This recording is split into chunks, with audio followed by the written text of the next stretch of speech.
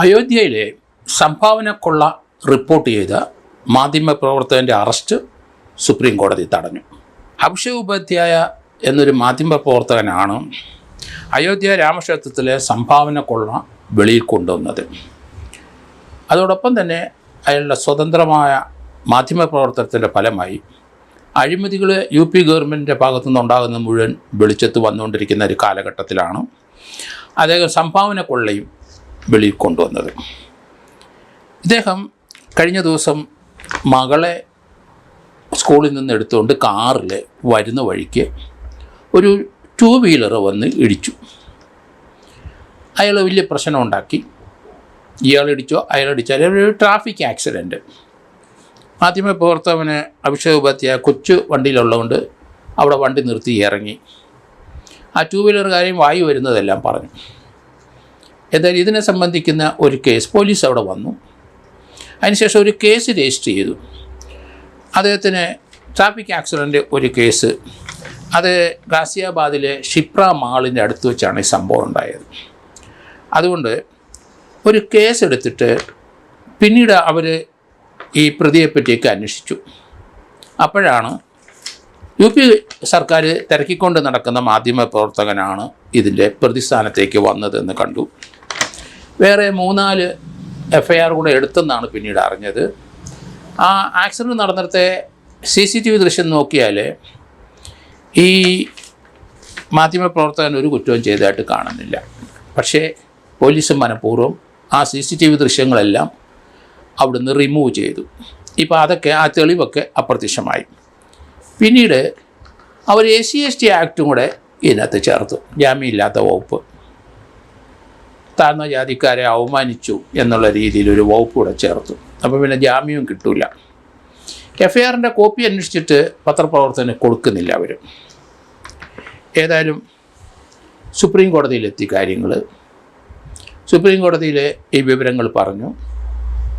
അയോധ്യ രാമക്ഷേത്രത്തിലെ സംഭാവന കൊള്ള റിപ്പോർട്ട് ചെയ്ത പത്രപ്രവർത്തനാണ് ഇദ്ദേഹം. ഇദ്ദേഹത്തിനെ UP ഗവൺമെൻറ് നോക്കി വച്ചിരിക്കുകയായിരുന്നു. അന്നേരമാണ് ഒരു ട്രാഫിക് ആക്സിഡൻറ്റ് ഉണ്ടായി എന്നുള്ള ധാരണയിൽ അദ്ദേഹത്തിനെതിരായിട്ട് കേസെടുക്കുന്നത്.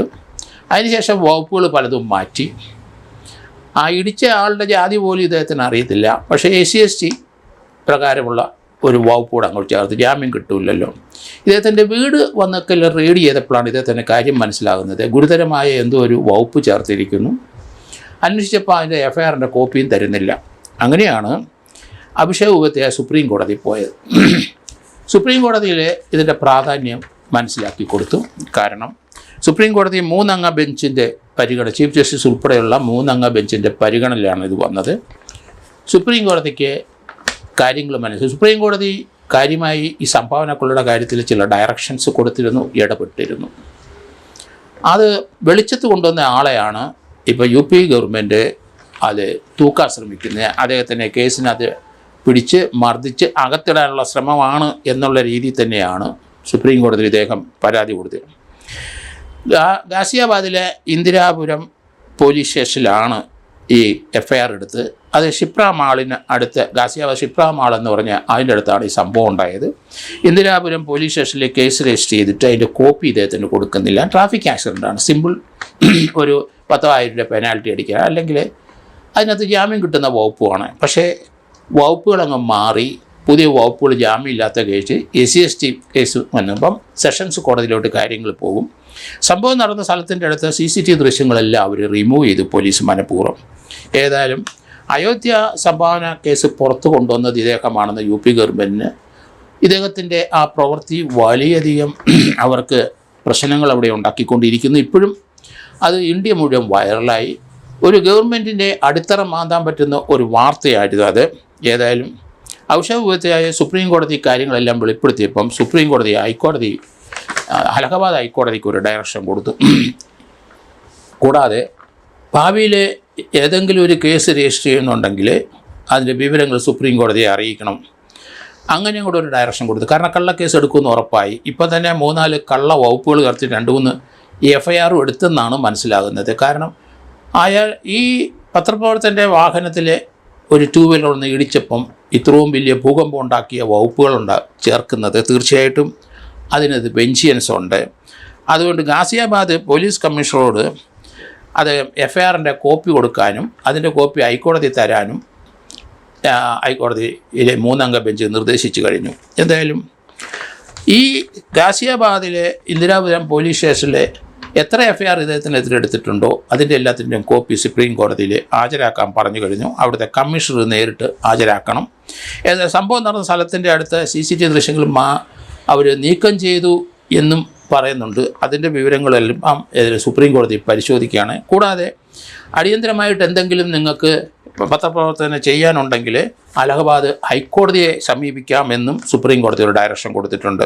സുപ്രീം കോടതി ഇത് വാദിച്ച സമയത്ത് ഇദ്ദേഹം ക്ഷമിക്കാനാവാത്ത ഒരു വലിയ കുറ്റമാണ് ചെയ്തതെന്ന് അവരുടെ വക്കീൽ സുപ്രീം കോടതി പറഞ്ഞു.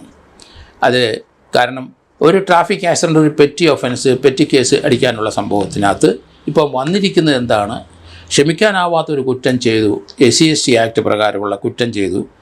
അങ്ങനെ കൃത്യമായ 2-3 FIRകൾ ഇദ്ദേഹത്തിനെതിരായിട്ട് രജിസ്റ്റർ ചെയ്തെന്നും അതിനകത്ത് ജാമ്യമില്ല വരാത്ത വകുപ്പുകൾ ചേർത്തെന്നും അങ്ങനെയൊക്കെ ചെയ്തിട്ടുണ്ടെങ്കിൽ ആ പോലീസ് ഉദ്യോഗസ്ഥന്മാർക്ക് സസ്പെൻഷൻ കൊടുക്കേണ്ടി വരും. കാരണം അധികാരം ദുർവിനിയോഗം ചെയ്ത് രാഷ്ട്രീയമായി ആൾക്കാരെ കാണുകയും രാഷ്ട്രീയമായി കേസുകൾ രജിസ്റ്റർ ചെയ്യാൻ അവർക്ക് ജാമ്യം കിട്ടാത്ത വകുപ്പുകളൊക്കെ ചേർത്ത് കൊണ്ടുവരുന്നത് ഏതായാലും അധികാര ദുർവിനിയോഗം തന്നെയാണ്. അതിൽ ഉദ്യോഗസ്ഥന്മാർക്കെതിരായിട്ട് അടിയന്തര നടപടി ഉണ്ടാകുമെന്ന് തന്നെയാണ് കരുതുന്നത്. കാരണം സുപ്രീം കോടതി ശ്രദ്ധയിൽ ഇതെല്ലാം വന്നു കഴിഞ്ഞു. ഏതായാലും അടുത്ത മാസം 7-ാം തീയതി FIRൻ്റെ കോപ്പി എത്ര FIR എടുത്തിട്ടുണ്ടോ അത്ര ഇതിൻ്റെ കോപ്പി സുപ്രീം കോടതിയിൽ ഹാജരാക്കാൻ പറഞ്ഞു കഴിഞ്ഞു. മറ്റൊരു കാര്യം പറഞ്ഞിരിക്കുന്നത്, ഭാവിയിൽ കേസ് എടുക്കുന്നുണ്ടെങ്കിൽ അത് മുഴുവൻ ആ വിവരങ്ങളും സുപ്രീം കോടതിയിൽ അല്ലെങ്കിൽ അലഹബാദ് ഹൈക്കോടതിയിലും അറിയിച്ച ശേഷം മാത്രമേ മുന്നോട്ട് പോകാനോ ഒക്കുള്ളൂ. കാരണം കേസെടുക്കും എന്നുള്ള കാര്യത്തിൽ ഉറപ്പാണ്. കാരണം ഇത്രയും വലിയ ഒരു സംഭവം റിപ്പോർട്ട് ചെയ്ത പത്രപ്രവർത്തകൻ്റെ ജീവന് സംരക്ഷണം കൊടുക്കേണ്ട ഉത്തരവാദിത്വം സുപ്രീം കോടതിക്കുണ്ട്.